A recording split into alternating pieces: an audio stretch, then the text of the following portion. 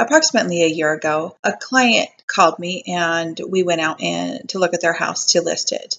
They had tenants in the property that were getting ready to move out. Those tenants weren't what I would call, or the owner would call, really clean. However, they believed that they were very clean. They had invited animals in. The animals had urinated on the carpet. The walls were atrocious. They'd smoked in the house. Their contract said no smoking, no animals. And they also had a lot more people living in the home than they were contracted to be there.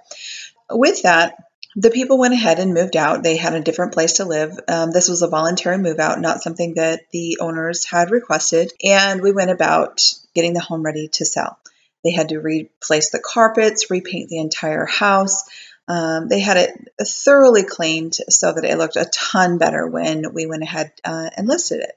Fast forward to the other day, I get a phone call. And what they had asked me was, would I testify for them in court as to the condition of the home? So in questioning, their situation, I asked them, when you notified them about their deposit, did you give them a detailed list?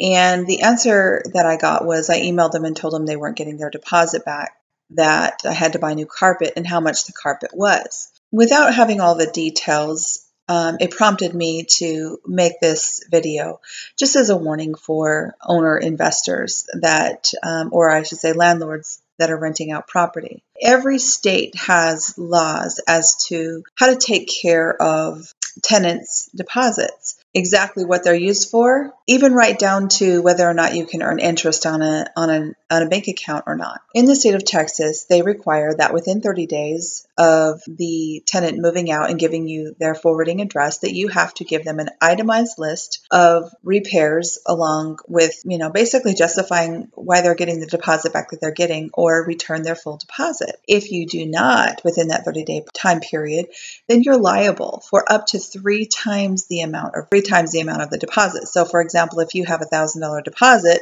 and you don't give them that list and or the remaining balance or a reason why they're not getting their deposit back, then you're liable for up to $3,000 of what their deposit would have been. So make sure that you become intimately aware of the laws of your state for being a landlord and rentals. Know your rights. And don't put yourself in that situation. I don't know what's going to end up happening or exactly how they noticed those tenants, because I didn't ask. If you have any questions, feel free to comment below, like the video, and follow me. I got lots of fun tips as we go.